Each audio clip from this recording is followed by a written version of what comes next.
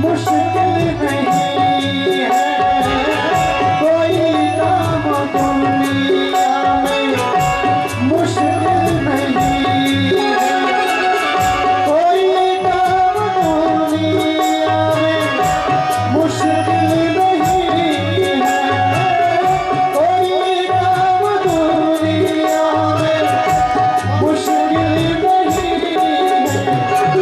तो मिल जाएगा वो रतन धीरे धीरे, तो मिल जाएगा वो रतन धीरे धीरे। करते रहोगे भजन धीरे धीरे, तो मिल जाएगा वो सजन धीरे धीरे। करते रहोगे भजन धीरे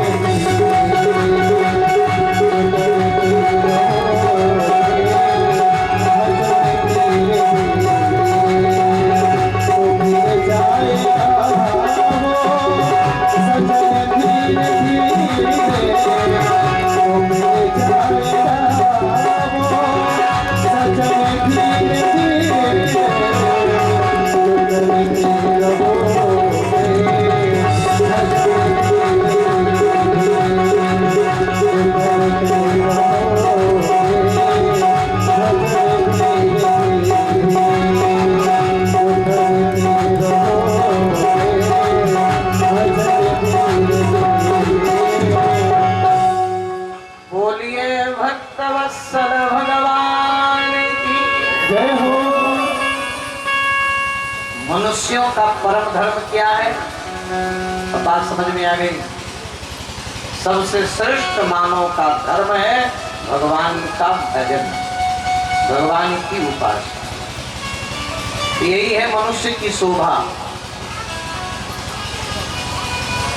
एक बात पूछूं आप लोगों से, मेरे प्रश्न का उत्तर दो।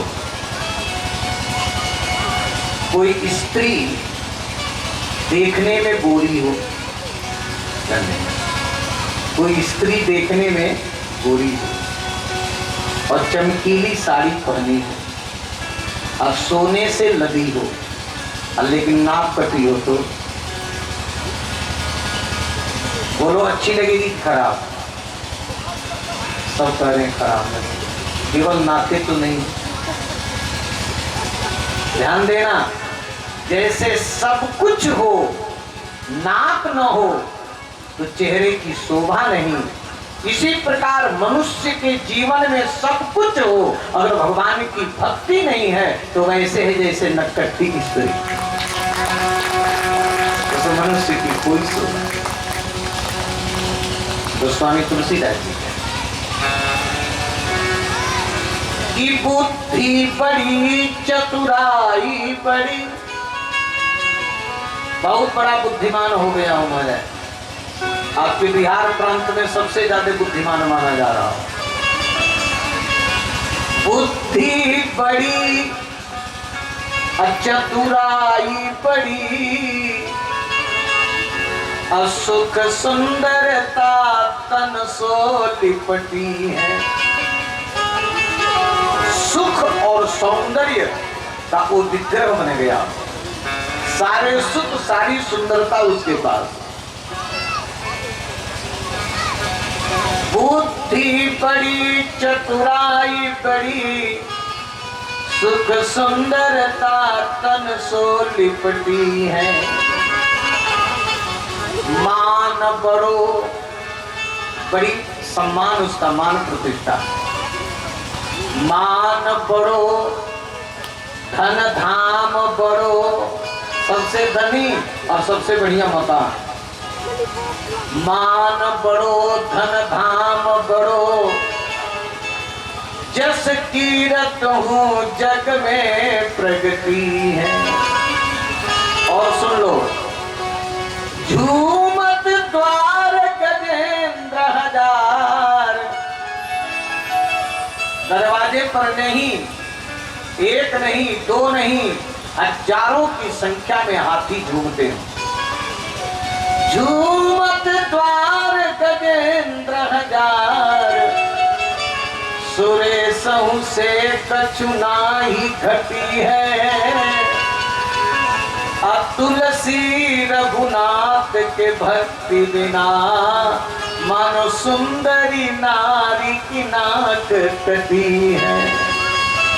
तुलसी रघुनाथ के भक्ति बिना, मानो सुंदरी नारी की नाक कटी। जो स्त्रियां भगवान का भजन न करें, उनकी गणना शूर्पणखा में। अगर भगवान की भक्ति न करें तो समझ लेना कि शूर्पणखाएं हैं। और जो पुरुष भगवान का भजन न करे वो नक्कट्टा। तो अपने को संभाल लेना। ये मानव जीवन ही इसलिए मिला है। अगर यह नहीं किए तो साधन धाम मोक्ष कर द्वारा, पाई न जेहि परलोक समारा। सोकृत निंदक मंदमति, आत्महन गति जाय। इसी बात को सूत जी ने कहा कि मनुष्य का परम धर्म है भगवान की भक्ति। ध्यान दीजिएगा, इस पर भी आप भाव लो। भक्ति भी कई प्रकार की होती है। श्री राम जी ने माता सेवरी को 9 प्रकार की भक्ति बताई। भक्त प्रहलाद जी ने हिरण्यकश्यप को 9 प्रकार की भक्ति बताई। भगवान कपिल ने, मैं सुनाऊंगा, माता देवहूति को अनेक प्रकार की भक्ति बताए। लेकिन यहाँ सूत जी 2 प्रकार की भक्ति बताए। एक हेतु की भक्ति और एक अहेतु की। हेतु की भक्ति क्या है? जैसे आप भगवान का दर्शन करने गए, प्राय लोग ऐसा करते हैं। शंकर जी को 1 लोटा जल चढ़ाए, हे भोले बाबा हमारे लड़के की नौकरी लग जाए, हमारी बढ़िया दुकान चलने लगे, हमको खूब आमदनी होने लगे, हमारे घर में अच्छी सी बहू आ जाए। मानते ही नहीं मानते। 1 लोटा जल चढ़ाए और शंकर जी के ऊपर पूरा भार लाद दिया। किसी कामना को लेकर के भगवान की भक्ति करना एक हेतु की सकाम भक्ति है। तो सकाम भक्ति अच्छी नहीं मानी जाती। सकाम भक्ति दोनों प्रकार से समाप्त हो जाती है। इच्छा पूरी हो गई तब भी भक्ति गई, और नहीं इच्छा पूरी हुई तब भी भक्ति गई। जैसे आपने कहा कि हे हनुमान जी हम आपको 1.25 मन लड्डू चढ़ाएंगे, हमारा काम बन जाए। तो हनुमान जी काम बना दिए। ये सब देखना, नेता लोग हर मंदिर में जा रहे हैं। और उसके बाद से तो हे हनुमान जी महाराज हमारा एक काम बन जाएगा तो आपको इतना लड्डू चढ़ाएंगे। काम बन गया तो लड्डू चढ़ाए, फिर हनुमान जी की तरफ नहीं देखते। और नहीं काम बना तो अरे कुछ नहीं रखा है, लोग ऐसे कहते हैं। न हनुमान जी में कुछ है न शंकर जी में कुछ है, ऐसे सब बेकार है। हमने कहा तुम्हारा काम नहीं बना, तब भी भक्ति हो। सकाम भक्ति इच्छा पूरी होने के बाद भी नष्ट हो जाती, और नहीं इच्छा पूरी होने पर भी नष्ट हो जाती। इसलिए सकाम भक्ति अच्छी नहीं मानी। श्रेष्ठ भक्ति है निष्काम। भगवान अरे भाई भक्त, इसलिए आगे कहेंगे प्रहलाद कि प्रभु आपकी भक्ति करके आपसे जो मांगता है वो भक्त नहीं, वो तो बनिया है। बनिया वो तो व्यापार करता है। प्रेमी प्यार करके अगर किसी से कुछ चाहता है उसका प्यार खाना।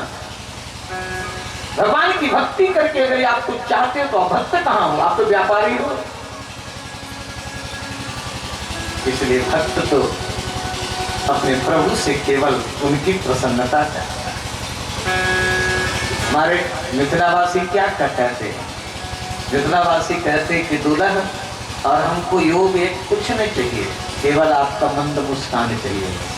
हमारे तरफ देख कर क्या मुस्कुराते रहें, आपका मुखाम्बोध खिला रहे, आपके प्रसन्न मुख को हम लोग देखते रहें, हम देखते रहें, बस यही हमारे लिए और कुछ नहीं।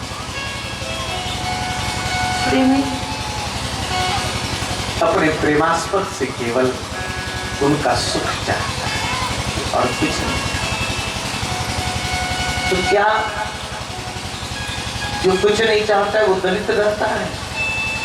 ध्यान देना मेरे श्रोता, जो अपने भगवान से कुछ नहीं चाहता है उसको भगवान सब कुछ देते हैं, और चाहने वाले को इतने देते हैं। जैसे आपने भगवान से मांग लिया कि हे प्रभु हमको 1 करोड़ रुपया चाहिए, और भगवान अगर आपको 5 करोड़ देना चाहते हो तो 4 करोड़ का घाटा हुआ कि नहीं हुआ?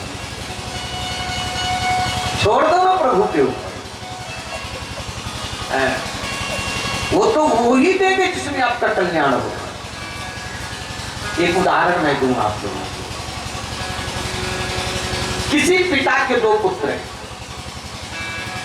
किसी पिता के, किसी बाप के 2 लड़के, और दोनों लड़के अपने पिता की सेवा कर रहे हैं। एक लड़का इसलिए सेवा कर रहा है कि मैं पिताजी की इतनी सेवा करूं कि पिताजी हमारे ऊपर प्रसन्न हो जाएं, उनके बैंक में सबसे ज्यादा जो रुपया जिस बैंक में है वह उस बैंक का रुपया हमारे नाम से कर दें, और सबसे बढ़िया जो मकान है वो हमारे हिस्सा में दे दें, वो खेत जिसमें सबसे ज्यादा उत्पन्न होता है वो खेत हमारे हिस्सा में दे दें। एक पुत्र इसलिए सेवा कर रहा है, एक पुत्र इसलिए सेवा कर रहा है कि मैं अपने पिता का पुत्र हूं, पुत्र का कर्तव्य होता है अपने पिता की सेवा करना, इसलिए मैं अपने पिता की सेवा करूंगा। तो क्या पिता उसको नहीं देगा? उसको तुम्हारा जो चाहने वाले को उतने देगा, और जो नहीं चाहता पिता और उससे अधिक और अपने को दे डालेगा। इसलिए भगवान भक्त जो मांगता है उसको तो उतना ही देते हैं, और जो भगवान से कुछ नहीं मांगता है उसको सब कुछ दे करके अपने को ही दे डालते हैं, अपने को दे। अहम भक्त तरा,